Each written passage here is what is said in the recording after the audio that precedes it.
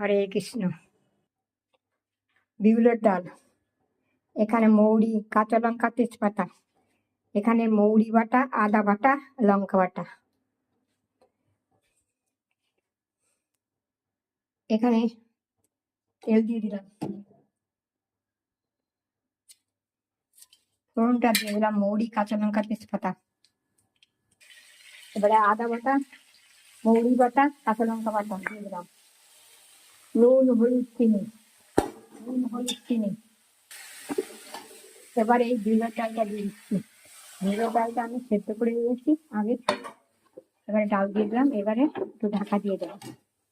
এবার একটু ফুটে উঠলে নামিয়ে দেবো। না, আমার ডালটা হয়ে গেছে, এবার আমি নামিয়ে দেবো। না, আজকে হয়ে গেছে সোনামণি সব ঠাকুরের জন্য বিউলির ডাল আর আলু পোস্ত। এই দেখো, এই দিয়ে একদম সব ভাত খেয়ে নেবে সব। হ্যাঁ, সোনামণি ঠাকুরও খাবে, মানুষ খাবে। চলো, অনেকদিন পরে বায়না করছিল নাতি, আজকে বিউলির ডাল আর আলুদম হয়ে গেছে, আলু পোস্ত হয়ে গেছে, কাশ্মীরি আলু পোস্ত।